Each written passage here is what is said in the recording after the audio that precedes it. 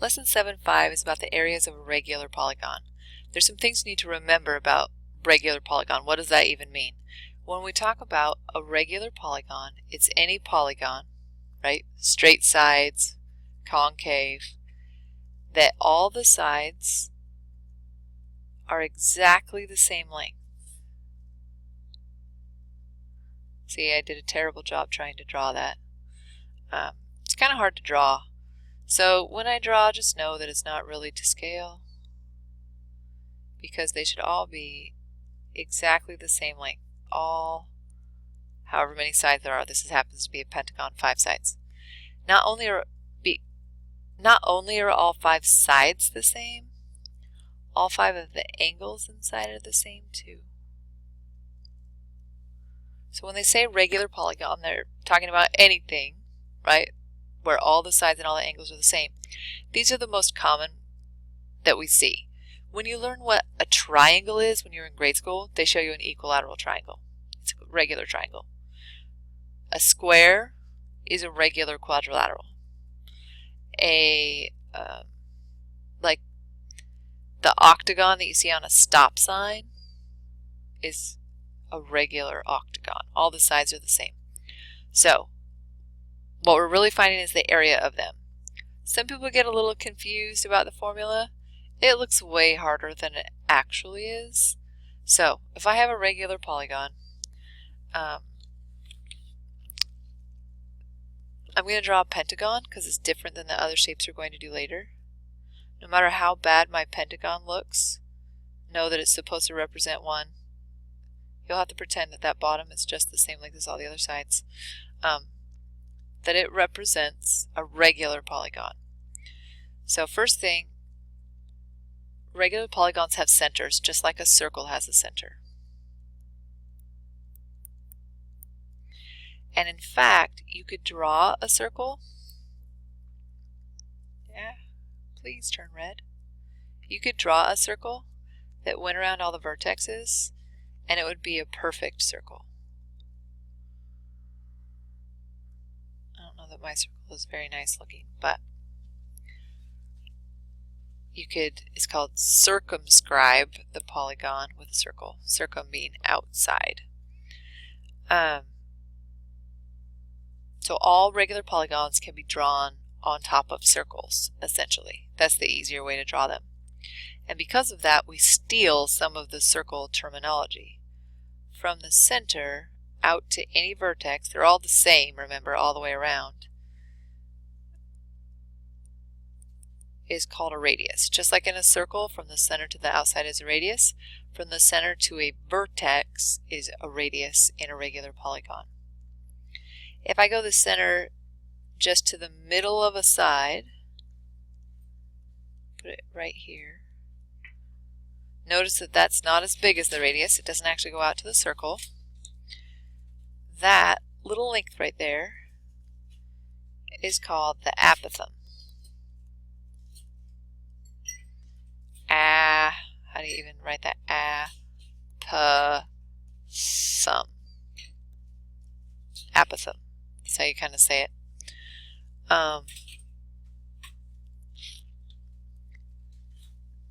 This little triangle that I drew ends up being a perfect right triangle.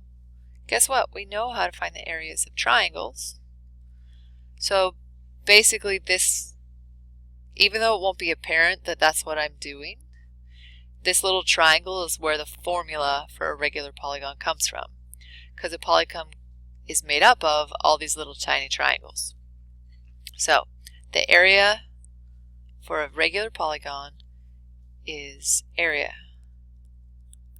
is 1/2 times the apothem times the perimeter. 1/2 times the apothem times the perimeter. Remember the perimeter, in case you don't remember, is the distance all the way around. So this should be pretty straightforward. if they give you the apothem, if they give you a side length, you can pretty easily find the area of a polygon. But of course, they're going to complicate it by doing some with special triangles. There are three shapes, three regular shapes. Make this a little bit bigger so it's easier to see. Sorry, it's a little bit blurry. Three regular shapes that have special triangles in them. The first one is an equilateral triangle. So here's my center, and here is my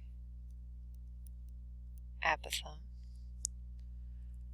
So no matter what they give you, you're going to find x and then fill in all the missing pieces, and ultimately you're going to want the apothem and the perimeter all the way around. So if this is x root 3 all the way across the entire thing, would be 2x root 3. And since it's the same all the way around the triangle, the perimeter is going to be 6x root 3. So once you have x, you can plug it in and you have another simple formula. In squares, which you don't need the fancy formula for, you really just need to know that in a square, you need to know the side length, right? The area is the side length squared, no fancy formula required. If they give you the side length, awesome. If they give you the apothem, that's just half the side length, right? So if I drew that in, this is the apothem, right? So they usually don't. They usually, to try to make it tricky, will give you the radius. But if you can figure the whole entire diagonal out, the side lengths are x, and the diagonal would be x times root 2. So if they give you the diagonal, you could divide it by root 2, and you have the side length, you can find the area. The final shape that has a special triangle in it is the regular hexagon. If you remember your pattern blocks from grade school, a hexagon is just 6 equilateral triangles. We're going to split the equilateral triangle in half, and that gives us a 30, 60, 90 triangle. So here's my 30 degrees, and here's my 60 degrees down below. So if I write out my special triangle, the short leg is x, the apothem, which is the long leg, is x root 3, and the hypotenuse is 2x.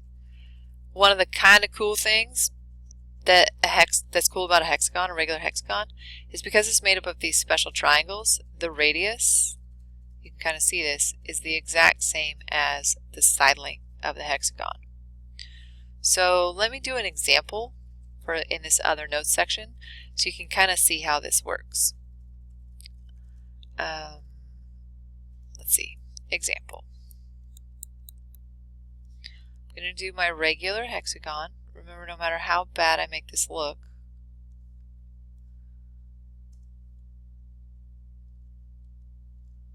pretend that it's perfect. It looks horrible, but you'll survive. So I'm going to say, what is the area of a regular hexagon with a radius of 4 feet. So, things to remember. There are two things in order to find the area. I need the apothem, and I need the perimeter, because half of their product is what I am looking for. So I need to draw in my special triangle,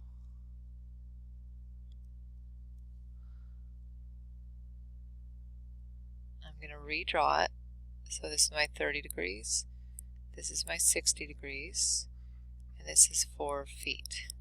I know based on a special triangle that this is x, 2x, and x root 3.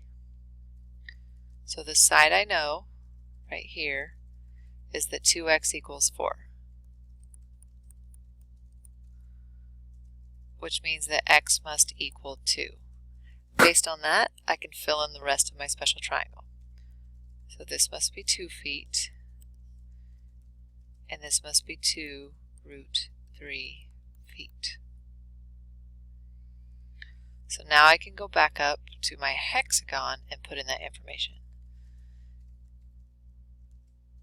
2 root 3 feet was my apothem.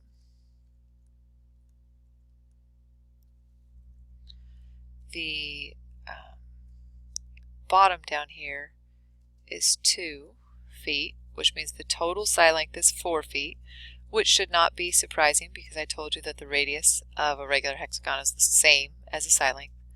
So this is 4 feet, and it's regular, so they're all the same.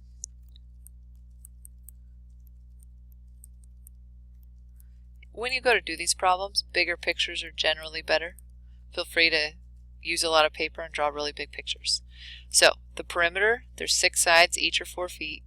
So the perimeter is 24 feet. So my area is 1/2 times 2 root 3 times 24, which equals 24 root 3 square feet. Obviously you can change that to a decimal. Sometimes the book asks it as a radical. That would be as a radical. Your calculator will give you that answer. Sometimes your calculator asks you, your textbook asks you to turn it into a decimal rounded. You should be able to do that as well. One more quick example. The squares are easier. I'll do a square example. So we'll do find the area of a square with a radius of 3 feet. So square radius is 3 feet. So the easiest way to do a square is to actually go for the full diagonal, which is twice as long as the radius. And then I have a special triangle. So this is 6 feet. This is 45 degrees. 45 degrees by my special triangles, x, x, and x root 2. The side that I actually know is equivalent to x root 2. So I have an equation, 6 equals x root 2. I divide both sides by root 2. And that is 3 root 2. So 3 root 2, both of them are the same. I've transferred those back up to my square now. The area of a square is just base times height.